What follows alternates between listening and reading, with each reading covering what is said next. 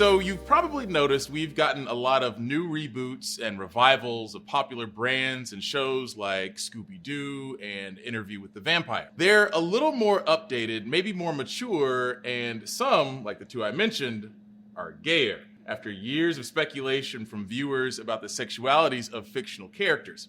Today, we are exploring that speculation and talking about all the ways we as fans, stans, and casual historians find queer subtext in art.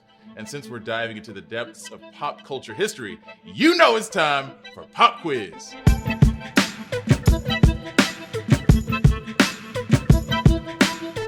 And in the box to my right is our very own pop culture detective and entertainment correspondent, Casey Mendoza. Casey, what's poppin'?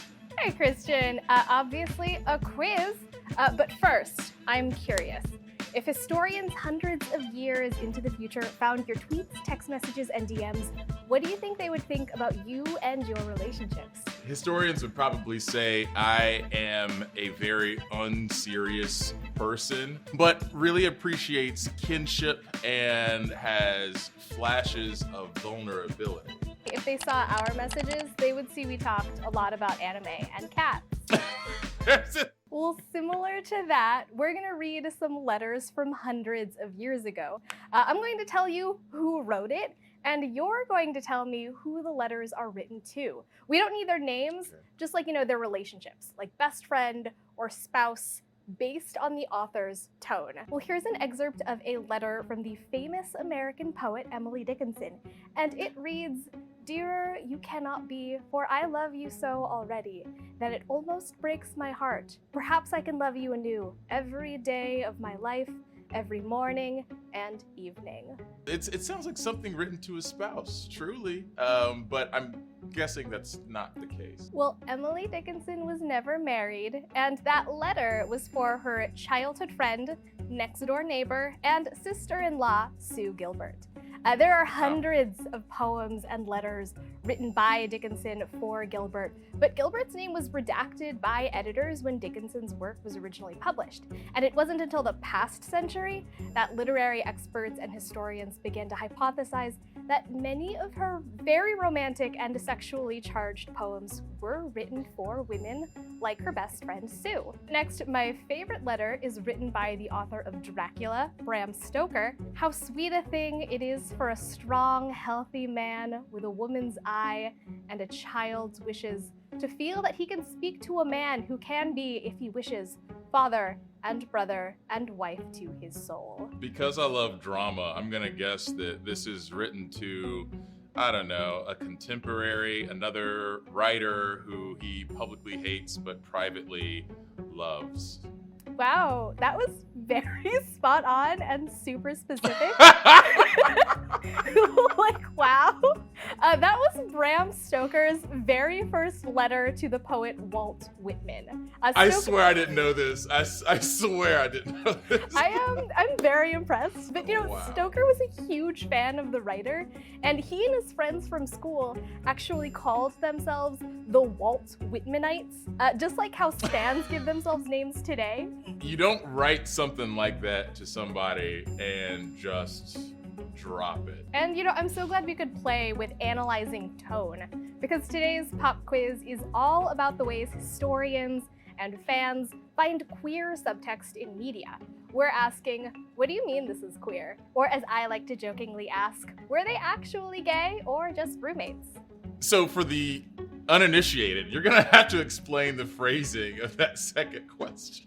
It's based on this joke people have made on the internet that, historians always seem to call two people of the same gender who wrote love letters to each other and spent their lives together roommates instead of romantic partners. Online, the phrase, "oh my god, they were roommates," based on a viral Vine video from 2014, is also commonly used among fandoms to indicate when two fictional characters of the same sex are shipped or aspirationally paired in a romantic relationship, even if they aren't confirmed to be queer. So one of the more prominent examples here would be Bert and Ernie. Oh my god, they were roommates. Before we get into more examples, we need to talk about queer subtext. You know, the little details in art that draw audiences like ourselves to speculate about sexuality. And to help explain that is comedian, writer, and LGBTQ columnist Justin Perlman. Can you explain what queer subtext is? I can't believe I have to actually say it this way. It's a vibe. Like that term, it's a vibe. It is just like you get, like, I think the Poe and Finn thing is so perfect because it really, to me at least, like sort of exploded out of this one very minor acting choice that they did, where when he sees him in the jacket, he does a little lip bite, and that is like an innocuous thing, but to a lot of people, it was like. Justin is talking about Poe Dameron and Finn from Star Wars, two characters who weren't even confirmed to be gay, but because of the vibes that audiences got from some of their very short interactions on screen, became one of the most popular ships in the fandom. Oscar Isaac does this thing where it's like, you know, there's a video of him doing it with Jessica Chastain, and it's like, come on. There are more than 8,000 pieces of fan fiction on the Hugo Award-winning site Archive of Our Own that ship Poe and Finn. There are just certain extra little touches. There's just like an extra spice to the editing of a moment or a certain bit of a performance that floats the idea a little bit, where it gets a little more emotionally intimate. What started as something within the queer Star Wars community eventually became part of the larger mainstream discussion about LGBTQ characters in the franchise. Oscar Isaac, the actor that plays Poe, vocally supports it. The dynamic between these two men in war that would have fallen in love with each other. That would be a great way for the story to go. There was an absolute natural chemistry with him. These guys love each other, you know? Yeah, but if they would have been boyfriends, that would have been fun. To learn more about how that context spread, I chatted with Marcus Collins, an expert on culture and audience engagement, as well as the former digital strategist for Beyonce. So it happens through this process that is called legitimation, this social process by which we collectively decide what is acceptable, what's in or what's out. And we weigh we cast our votes when we have these discussions, when we do posts, when we tweet, when we create memes. To think of an LGBTQ adjacent example, this is also how straight celebrities like Britney Spears and Beyonce become queer icons.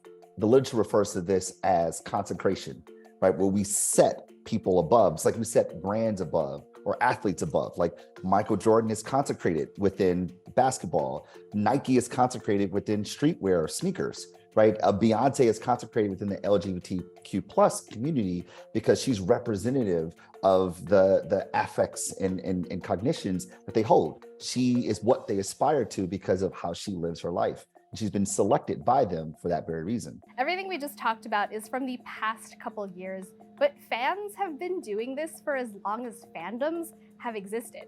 Kirk and Spock from the original Star Trek, for example, are beloved characters who have been around since the 60s, and they've been shipped in over 16,000 pieces of AO3 fanfiction. The oldest piece on the platform dates back to 1975. Like Kirk and Spock, again, a great example. You just see that Kirk is going through lady after lady. It's not really doing anything, but when he's with Spock, that is just...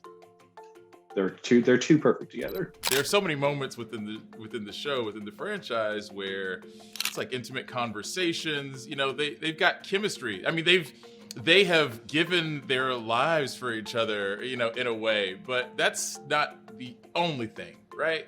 Yeah, you know, we can also argue that some queer viewers were looking for mainstream LGBTQ representation during a time when there wasn't much.